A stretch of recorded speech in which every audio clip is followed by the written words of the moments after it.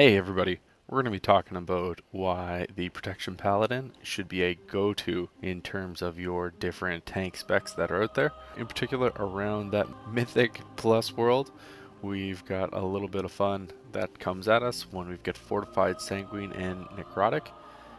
That Necrotic being that third affix, it really makes it critical that you have to spend a lot of time kiting. So you think Protection Paladin, not the best mobility. They've got two steeds. Okay, you've got horse to go to twice, but that doesn't always get you into a great kiting position. The great part about Paladins is that they can bop or use Divine Shield, and that basically clears the Necrotic, which now in BFA is a physical debuff. So all the tanks that are out there, all in pretty much the same position, they require a high degree of kiting. Necrotic Paladins get to be a little bit more flexible here. So if you are looking to push high-end Mythics, Mythic Plus, you want somebody with a lot of utility, Protection Paladin is a great way to go. Alright, stay tuned and we are going to review basically what your rotation should be on the Paladin. Alright, so on top of being fantastic on Mythic Plus, Protection Paladins are a really useful tank spec that you're going to see in a lot of different PvP settings. The Prot Pally actually just received a pretty big nerf from Blizzard. What players were taking great advantage of was a lot of the utility that exists working our heals, in particular that Hand of the Protector and Flash of Light. We had Protection Paladins that were out healing healers in Battlegrounds. They were doing some awfully fantastic work in terms of carrying some peers, and there's some pretty interesting videos out there even within arenas themselves. So, but that ultimately resulted in the Prot Pally's utility getting knocked down a little bit. If you're new to the spec, we'll talk about it really quick. You're going to see a couple different, well, a lot of different utilities here. One of the nice parts about it is that Prot Paladin has the two heals, that Hand of the Protector, and then Flash of Light. Tons of mana regenerates really quick.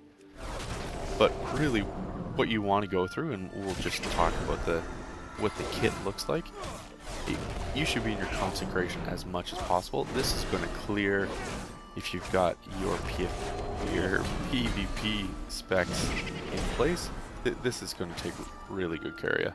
It's going to get you in a very straightened out way.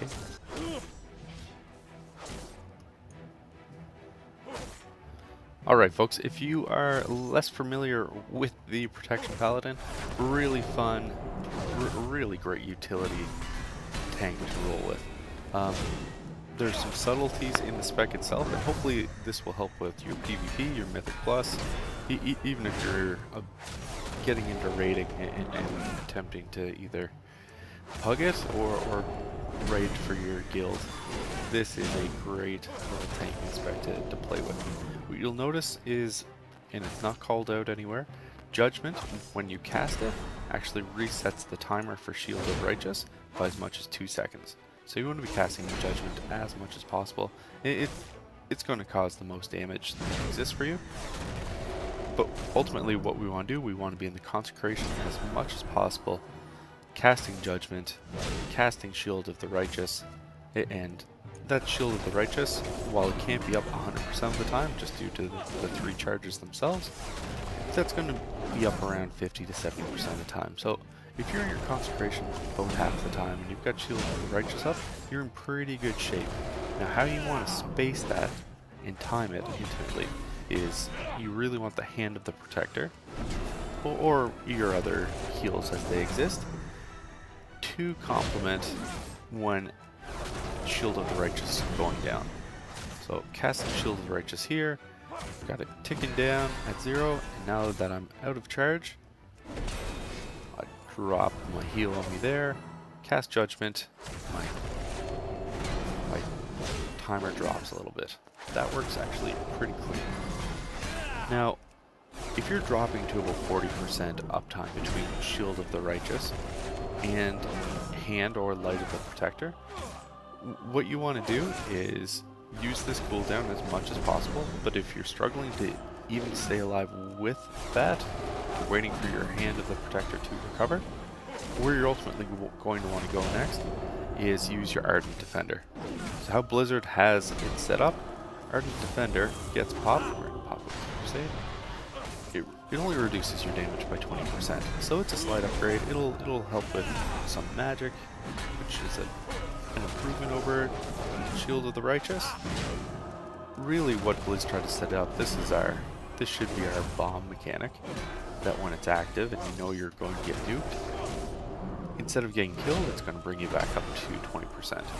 But Protection Paladins have so much survivability that you want to go to this right off the bat. So once you're struggling between Shield of the Righteous and Consecration and Hand or Light of the Protector, ultimately hit Ardent Defender next. It's got a really quick cooldown, you see it there. You're in great shape. Now, if you're continuing to struggle and you're really not able to sustain that Shield of the Righteous, Consecration, and Ardent Defender, over 40% of the time, you're going to rock really quick and go to your, it's Guardian of Ancient Kings, but you're going to see something here in a moment that I think is absolutely fantastic. So, I go with the PvP spec, Guardian of the Forgotten Queen. This is why. It's ultimately a game changer. Guardian of the Forgotten Queen replaces Guardian of the Forgotten King. The Forgotten King provided a 50% damage reduction, so a significant upgrade over Ardent Defender. Guardian of the Forgotten Queen is a little bit different. The Queen comes in and drops an immunity on you. It acts just like a traditional bubble, and you'll see it here in a moment. So, just like your Divine Shield, go take my Guardian of the Forgotten Queen, and there she is, taking care of us. So you can cast this on yourself if you're in a pinch, or you can cast it on any of the members in your PvP or group that you're with. So you're in a spot, your healer is just getting zerged, drop a bubble, makes life materially better. It's a significant upgrade over your bop, and what you'll notice, and what's absolutely exceptional about this, is that unlike using your Divine Shield, which I can only cast on myself, when I do so, you get hit with Forbearance, and that basically says you can't go to your Lay on Hands, or your Blessing of Protection, until this 30-second window is over. And if you're really getting zerged in a big PvP situation, that might not be ideal. But here, you could drop the Queen on whoever you're with, and then use the bubble yourself, or use the bop on someone else. Like, there's all kinds of utility here. So, it's the Guardian of the Forgotten Queen. I think it's one of the elite skills that are out there. Really underused. We're not talking about it enough, folks, to be honest with you. Once you've used that, whether it's the Guardian of the Ancient King or the Forgotten Queen, if you're still struggling after that, which is materially possible, like you're only going to get an 8-second cooldown from Divine Shield. I think the Queen is actually only, what's she at there, 10 seconds? It's not forever, certainly. So once you're into that situation, what you want to do, that's where you want to hold your Lay on Hands. So hold on to your Divine Shield, don't go to that yet. Continue, because in a lot of scenarios you're trying to continue your tank role. It's not just survive, it's survive and pull as much as you possibly can, especially if you're incorporating this into any kind of Mythic Plus scenario. You want to incorporate this strategy into your fighting. So go to Lay on Hands. That's not going to impact any of the aggro that you've pulled. We're going to continue rolling with that for a little bit. If you're really in a pinch after that, you're struggling, your Lay on Hands is on cooldown, and you'll see my cooldown is still 10 minutes here. I didn't take the PvP skill, reduces that by 30%. What you're going to want to go to is actually, this is just before you start to kite if you're a Mythic Dungeon Runner. You're at 20% uptime for your Shield of the Righteous, you're maxing out all of your cooldowns, and you're still taking a beating. this is what you do. Bubble, pop out of your bubble, taunt, and then get your heals. Get yourself top back up, and that'll give you a little bit of time to distract a few enemies. And then finally, when everything on your screen is on cooldown, and that's ultimately where you'll be when you're burning your divine shield.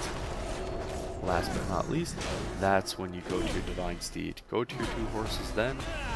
That's going to allow you to start to kite the big attacks that are basically in a lot of the different mythic dungeons that are out there.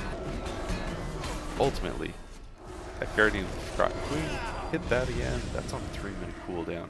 That's amazing. And after that, folks, it's more just kiting general tips. Alright folks, so again, let me know, how did we do? We've got the affixes that are out there, necrotic being switched to a lot more of a physical challenge, requires that huge amount of kiting. You'll be kiting if you're trying to push anything probably over a +7 right now in 8.1 and 8.15. Except if you're the prop pally. If you're the prop pally, you've got the ability with that gorgeous Guardian of the Forgotten Queen, and there she is, taking care of us.